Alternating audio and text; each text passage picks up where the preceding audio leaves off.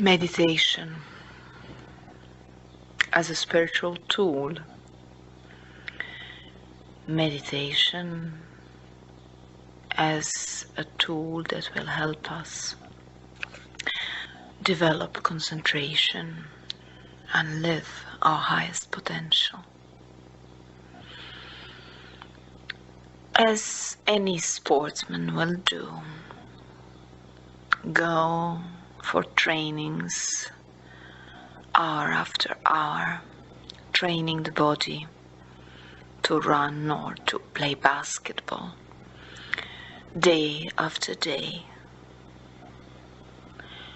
We will need to train meditation. Our mind is full of thoughts,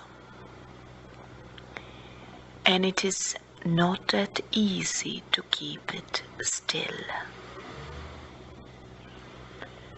Allowing the stillness to come into our life, we allow a huge potential of creativity, inspiration, and wisdom to become part of our life. Meditation is taught and trained as a method that starts with concentration. The mind is constantly within a movement. So yogis have developed a set of movement exercises to help themselves enter meditation. They developed what they called asanas, practices, bodily postures that calm down the mind, that regulate the breathing, and that help us go into meditation. So a yogi will practice half an hour of asanas a day, just be able to sit straight and still and go into a meditation.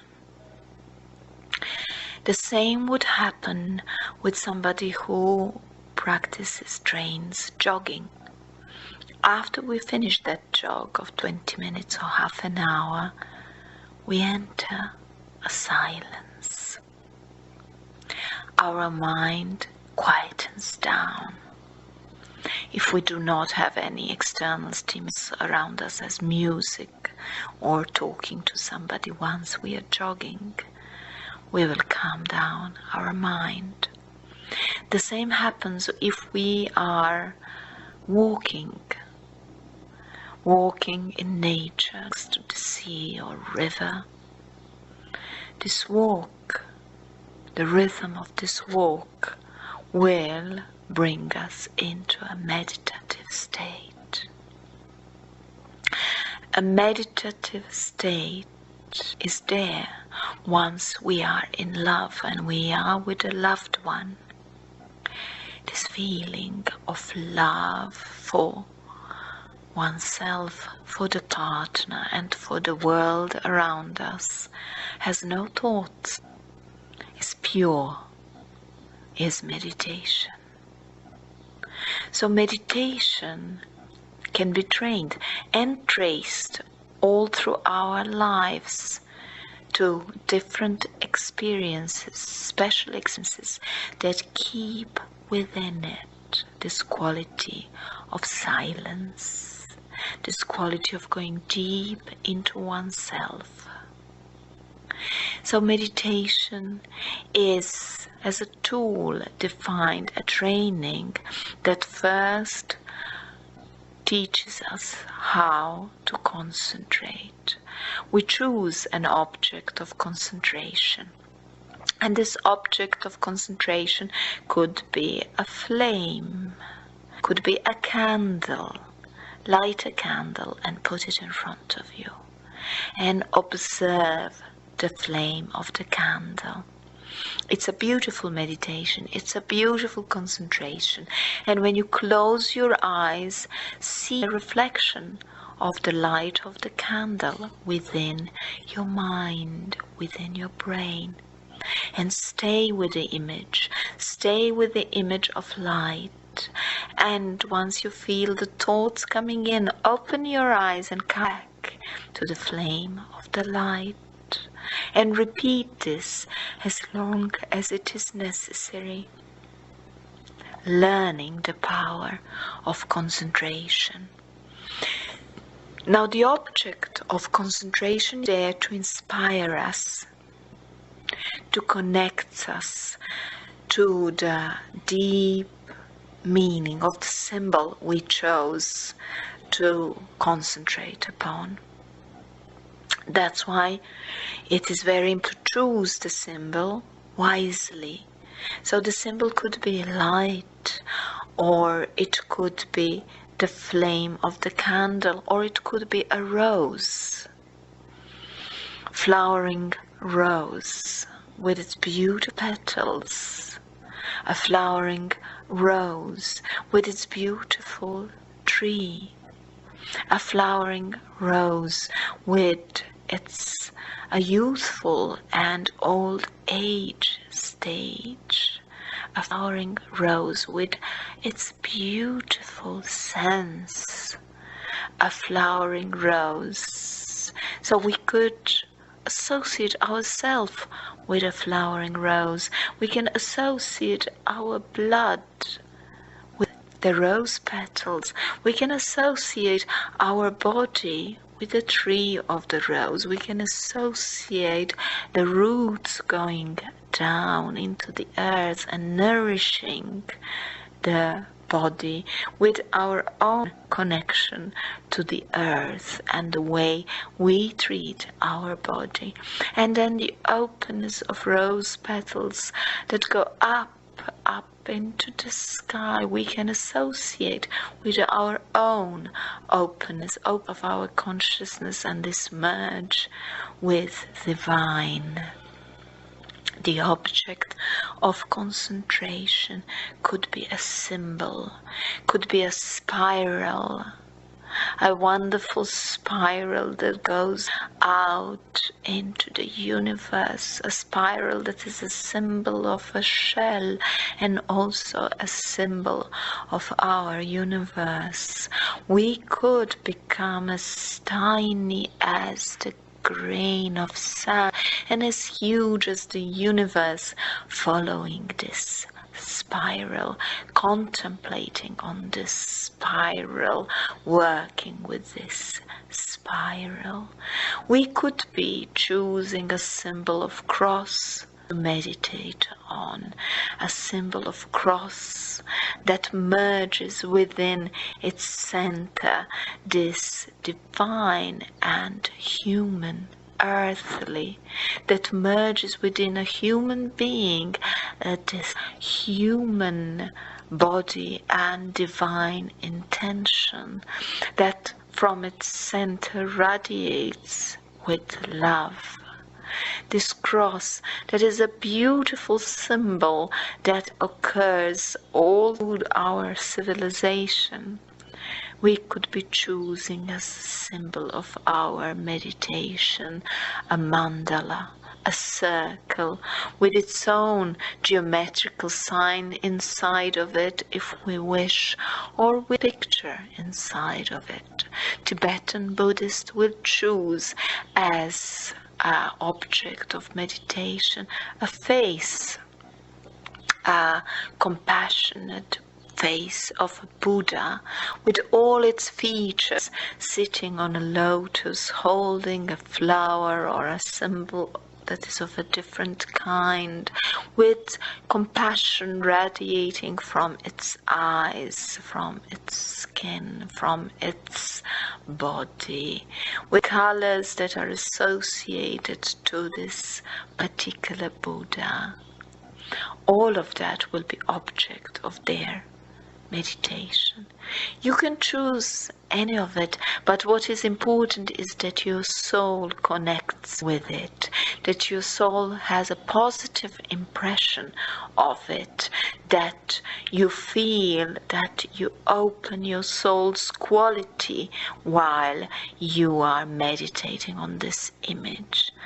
If you are meditating on an image of decaying body, you will be connecting with this energy of decay and death, and this will bring into your soul the sadness and the feeling of death and decay, and you don't actually want that within your meditation. You want within your meditation symbols that symbolize life and living. So your soul will start reflecting the positive qualities that are within it. The second stage of this particular method, where you are actually contemplating an image,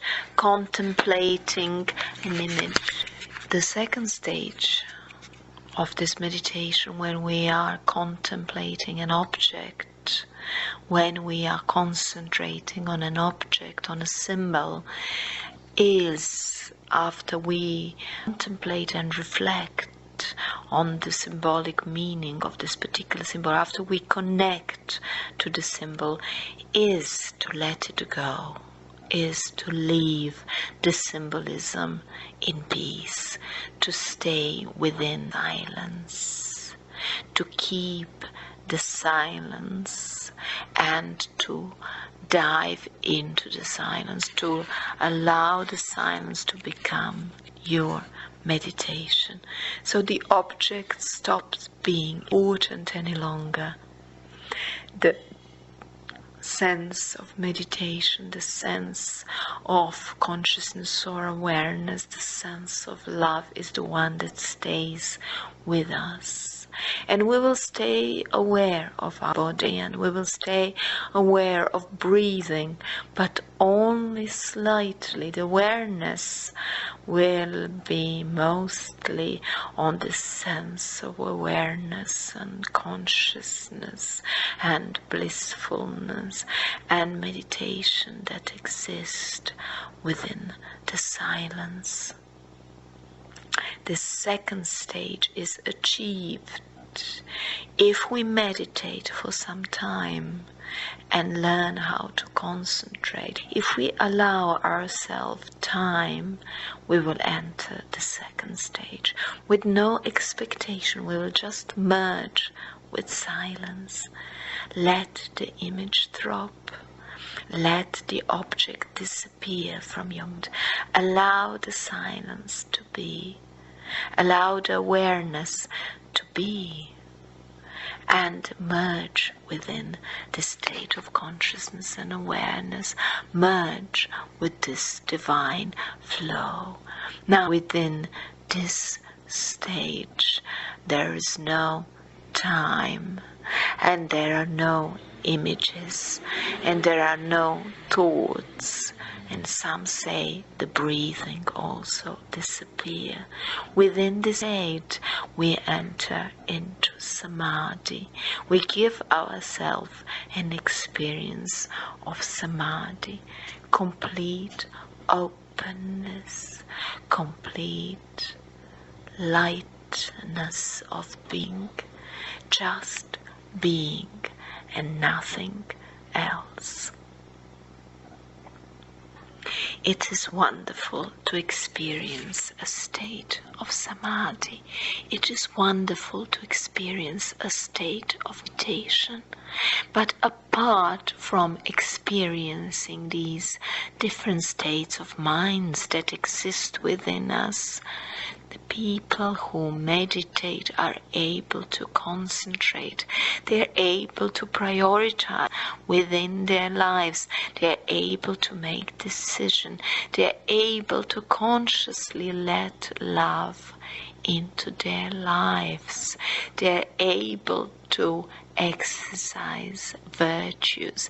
They are able to constantly remind themselves to be mindful and awake and aware, and then every single activity within their life will be meaningful, and then every single activity within their life will be done with mindfulness, and this mindfulness will be transferring the state of meditation into the living, into the life, into the day-to-day activities. Then we will be able to wash the dishes and do it mindfully, so that the state of meditation enters the act of washing dishes. We will be able to walk or talk and still stay within the state of mindfulness, within the state of transferring of meditation into the day-to-day action. And you will notice that joyfulness will stay part of your being. You will notice that sadness and happiness will not affect you any longer. You will feel deep joy within yourself at all times. You will feel connected. You will feel connected with a life flow.